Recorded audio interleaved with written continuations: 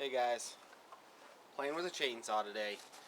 Something really annoying is when your chainsaw won't idle. This particular one, I've been through, the carburetor's all brand new inside, the boot and everything is new inside, so that leads me to believe that the crankcase seals are leaking air. And whenever you have a saw, if it's completely tuned perfectly, but as soon as you let off, sometimes it'll idle for a second, sometimes it won't. Leads me to believe that my seals are bad. So I'm going to go over placing the seals in my Stihl. But let's fire it up first. Hasn't been started in a while.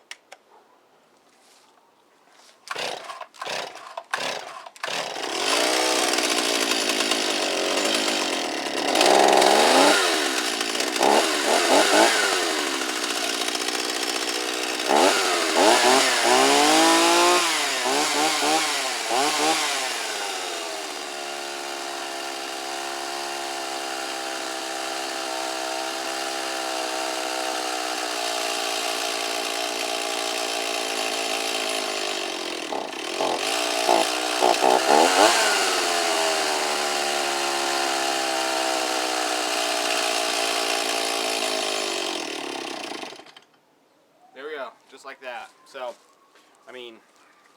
once that's warm, you can't get it. I actually think have the idle set up a lot higher than it should be just to try to get it to idle.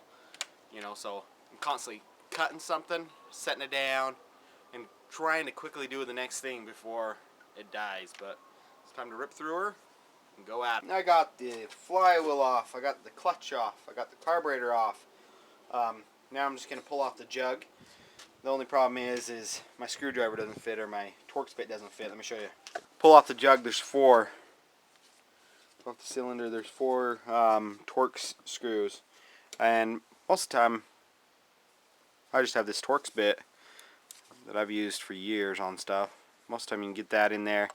That won't fit through there. So, what I did was I took another Torx bit that I had, and I just barely ground a flathead screw in the end of it. Just fits right down in there. I ground it pretty deep. Take my Torx bit.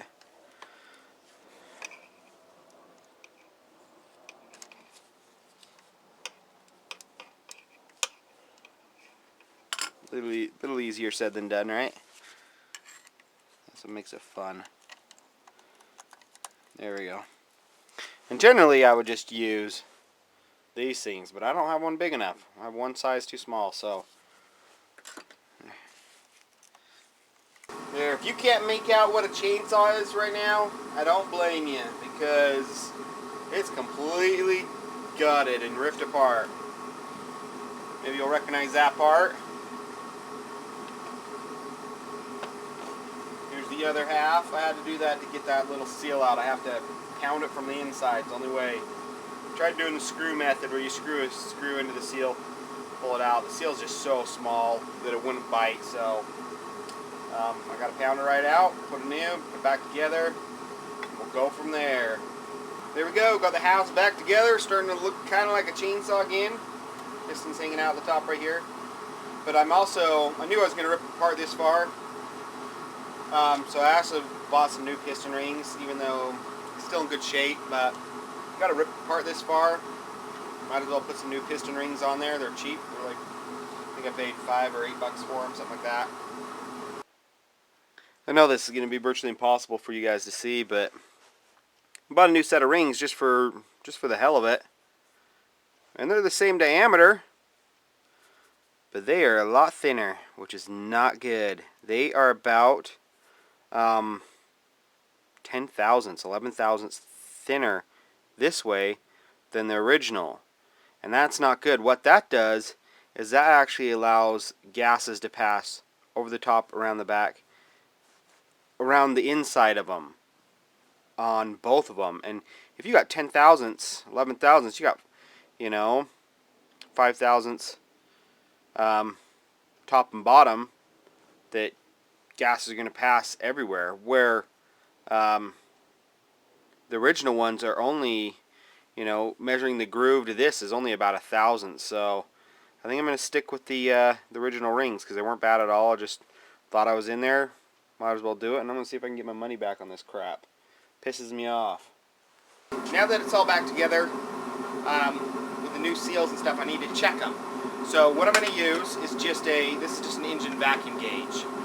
They do sell specialty tools, but all you need is something that'll test vacuum, or you could pressurize it and check it that way. But I'm going to do this way. It's all back together. What I'm going to do is, let me show you what I've done.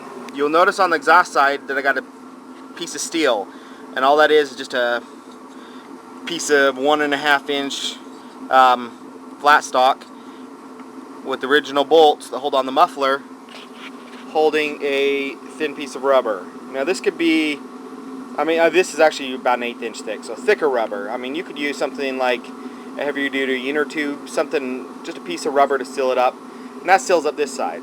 Well, now we need to seal up the carburetor side. So what I've done is I've taken another piece of rubber. Let me pull that off. This one's a little bit thicker, but you could use whatever you have. I just cut 2 holes in it, and it's just smooth on one side. This is about 1/4 inch thick. But all I'm doing is putting that over and sliding it down. Now you could, I can do this with both hands, so you could fabricate something. I can't put the carburetor back on because it plugs into this impulse line. I need to have access to this impulse line, but I'm just going to be able to hold my thumb over there and hold pressure on that seal and seal that up so it'll hold pressure. But let me show you. What we're going to do is now the only thing open the inside of the cylinder is the impulse line. So I have my vacuum gauge with a T. So this T part I'm just going to plug straight into the impulse line.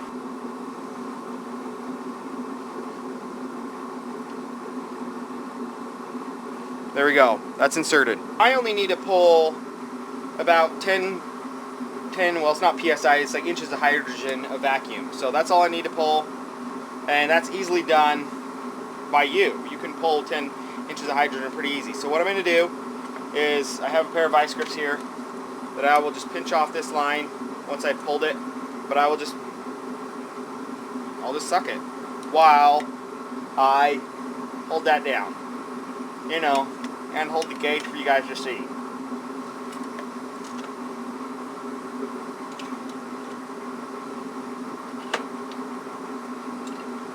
It's actually easier than it looks, but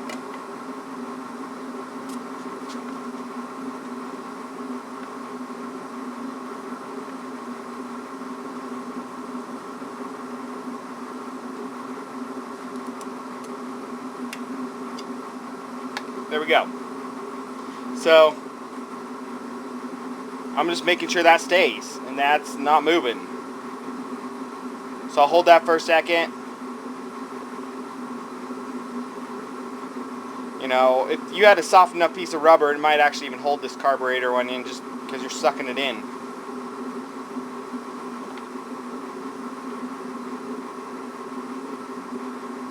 There's no air leak. Everything is sealing good. So let me let my thumb off that hole. There we go. See? If there's even a teeny air leak, you'd let it go. So we're good. Seals work. No more air leaks.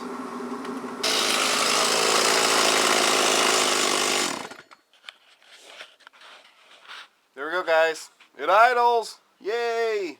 It worked. A little bit of finicky playing around with the carburetor, you know, trying to get it retuned, but she idles. So what more can you ask for, you know, when you set your saw down in between cuts? You know, last thing you want to do is keep restarting. It gets really annoying. So, awesome, guys. See you soon. Bye.